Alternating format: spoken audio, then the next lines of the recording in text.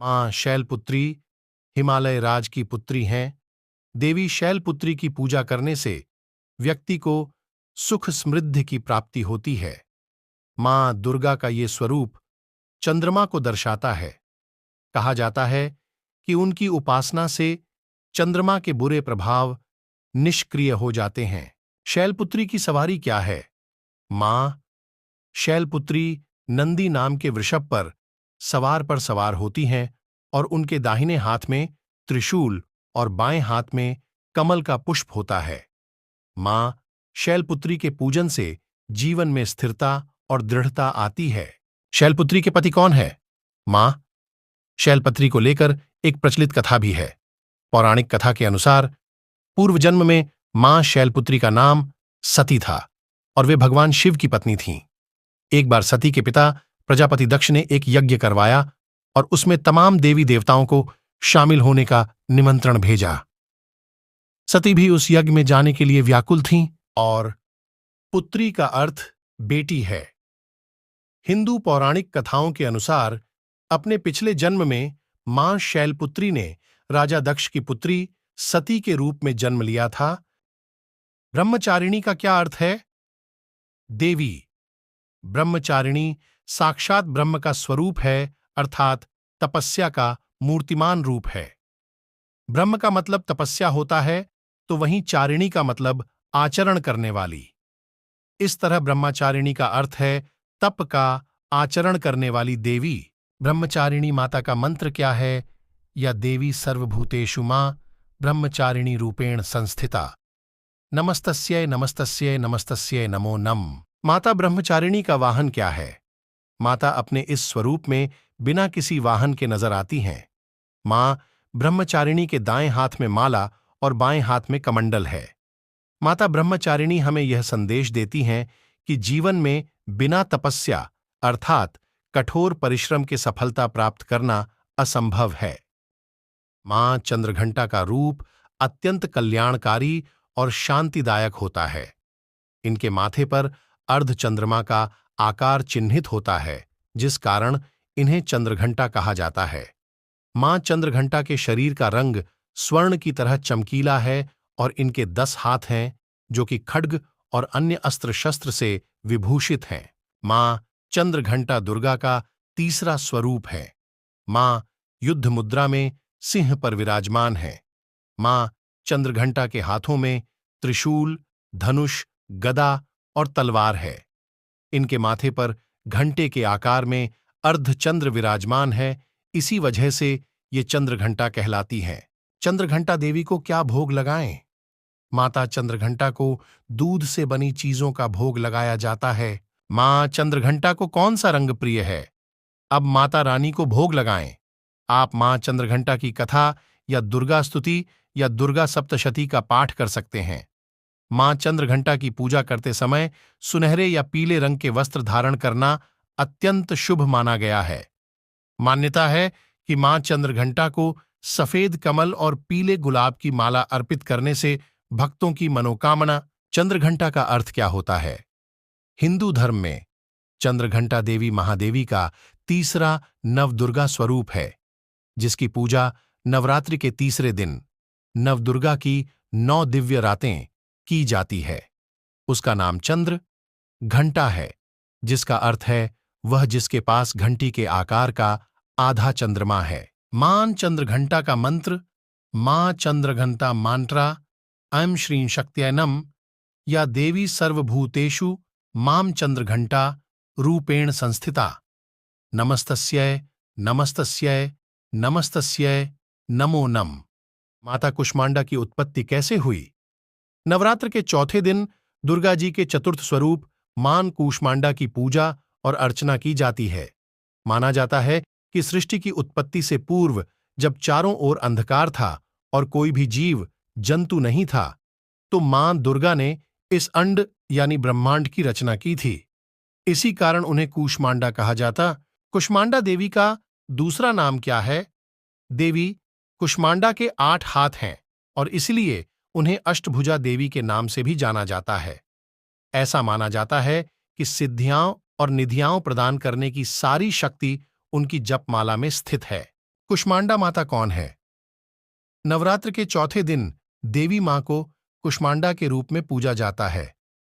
अपनी मंद हल्की हंसी के द्वारा अंड यानी ब्रह्मांड को उत्पन्न करने के कारण इस देवी को कुष्मांडा नाम से पुकारा जाता है। जब सृष्टि नहीं थी, चारों तरफ अंधकार ही अंधकार था, तब इसी देवी ने अपने ईशत हास्य से ब्रह्मांड की रचना की थी। कुष्मांडा माता की पूजा क्यों की जाती है? मां कुष्मांडा की उपासना से भक्तों के समस्त रोग शोक मिट जाते हैं। इनकी भक्ति से आयु, यश, बल और आरोग्य की वृद्धि होती है। मां कुष्मांडा अत्यल्प सेवा और भक्ति से प्रसन्न होने वाली है। यदि मनुष्य सच्चे हृदय से इनका शरणागत बन जाए तो फिर उसे अत्यंत सुगमता से परम पद की प्राप्ति हो सकती है। मां का चौथा रूप कूष्मांडा है। कू का अर्थ छोटा, ऊष्म का अर्थ ऊर्जा, हीट एनर्जी है। अंडा आकृति है, अर्थात कूष्मांडा का शाब्दिक अर्थ हुआ छोटा और अंडाकार, ऊर्जा पिंड। नवदुर्गा का पांचवां स्वरूप स्कंद माता का है। कार्तिकेय स्कंद की माता होने के कारण इनको स्कंद माता कहा जाता है। यह माता चार भुजाधारी कमल के पुष्प पर बैठती हैं, अतः इनको पद्मासना देवी भी कहा जाता है। इनकी गोद में कार्तिकेय भी बैठे हुए हैं, अतः इनकी पूजा से कार्तिकेय की पूजा स्वयं हो जाती है। स्कंद माता की कहानी क्या है? एक पौराणिक कथा के अनुसार कहते हैं कि एक तारकासुर नामक राक्षस था, जिसका अंत केवल शिव पुत्र के हाथों की संभव था। तब मां पार्वती ने अपने पुत्र स्कंद कार्तिकेय को युद्ध के लिए प्रशिक्षित करने के लिए स्कंद माता का रूप लिया था। स्कंद माता से युद्ध प्रशिक्षण लेने के बाद भगवान कार्तिकेय ने तारकासुर का अंत किया। स्कंद माता की पूजा क्यों की जाती है? मां दुर्गा के सभी रूपों में स्कंद माता का ममतामयी रूप है और इनकी पूजा करने से बुद्धि का विकास होता है और ज्ञान की प्राप्ति होती है। स्कंद कुमार अर्थात स्वामी कार्तिकेय, स्वामी कार्तिकेया की माता होने के कारण मां के पांचवें स्वरूप को स्कंद माता कहा जाता है। स्वामी स्कंद बाल स्वरूप में मां की गोद में बा। स्कंद माता का अर्थ क्या होता है? स्कंद माता संस्कृत स्कंद माता महादेवी के नवदुर्गा रूपों में पांचवां है। उनका नाम स्कंद से आया है, जो युद्ध के देवता कार्तिकेय और माता का एक वैकल्पिक नाम है, जिसका अर्थ है मां। नवदुर्गा में से एक के रूप में स्कंद माता की पूजा नवरात्रि के पांचवें दिन होती है। नवदुर्गा के छठवें स्वरूप में मां कात्यायनी की पूजा की जाती है।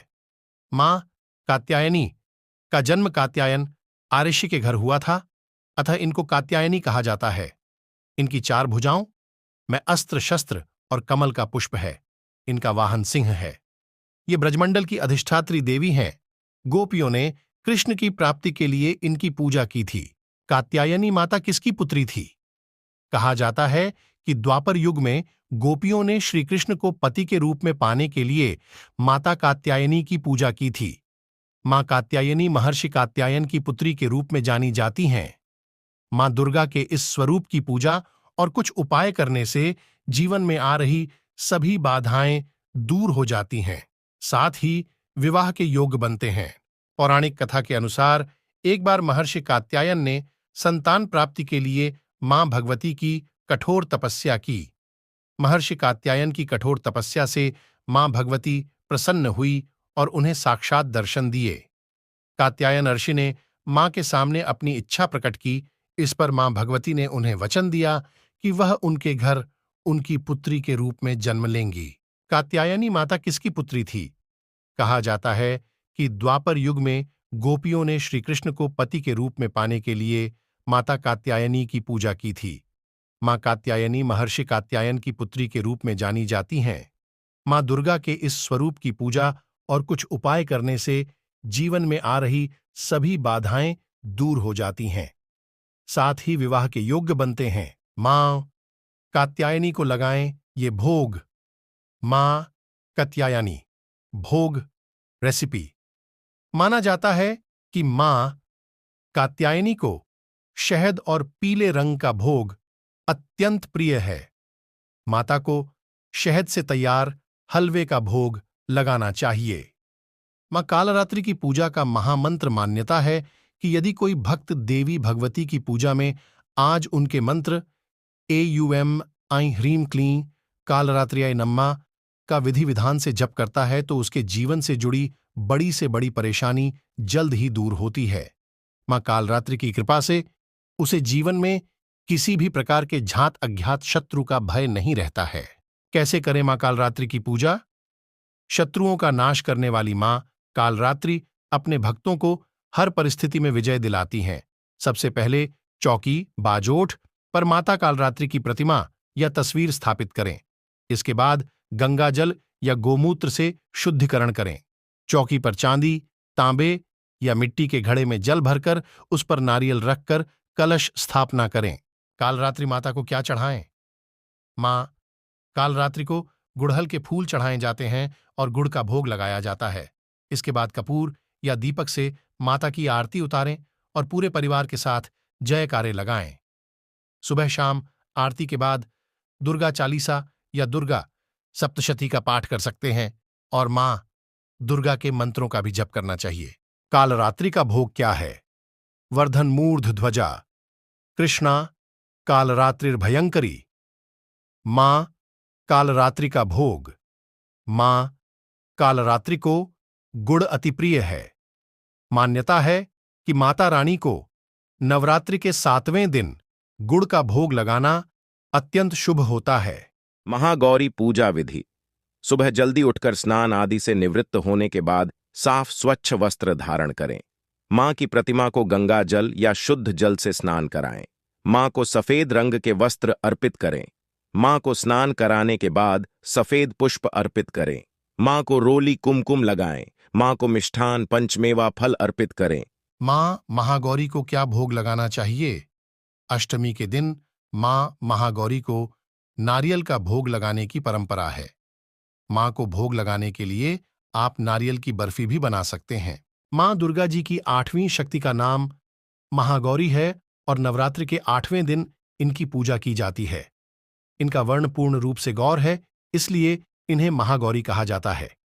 इनके गौरता की उपमा शंख, चंद्र और कुंद के फूल से की गई है और इनकी आयु 8 वर्ष की मानी हुई है।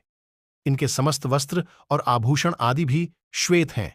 महागौरी का कौन सा मंत्र है?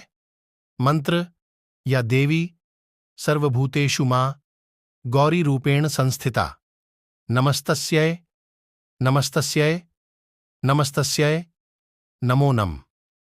वंदे वांछित कामार्थेचन द्रार्घकृतशेखराम सिंहारूढ़ा चतुर्भुजा महागौरी यशस्विनीम। मां गौरी को कैसे प्रसन्न करें? वस्त्र अर्पित करने के बाद देवी मूर्ति को कुमकुम, रोली लगाएं और पुष्प चढ़ाएं। अब माता महागौरी को 5 तरह के मिष्ठान और फल का भोग लगाएं। देवी मंत्र के साथ विधि विधान से अष्टमी की पूजा करें। फिर मां गौरी की आरती करें और उन्हें भोग लगाएं। मां सिद्धिदात्री स्तुति मंत्र या देवी सर्वभूतेषु मां सिद्धिदात्री रूपेण संस्थिता नमस्तस्यै नमस्तस्यै नमस्तस्यै नमो नमः। कन्या पूजन अति उत्तम। ज्योतिषाचार्यों के मुताबिक नवमी तिथि के दिन कन्या पूजन करना अति उत्तम माना जाता है। कहते हैं कि नवरात्रि के आखिरी दिन कन्या पूजन करने से मां सिद्धिदात्री प्रसन्न होती हैं। मां सिद्धिदात्री की पूजा क्यों की जाती है? इनकी पूजा अर्चना करने से सभी कार्य सिद्ध होते हैं और मोक्ष की प्राप्ति होती है।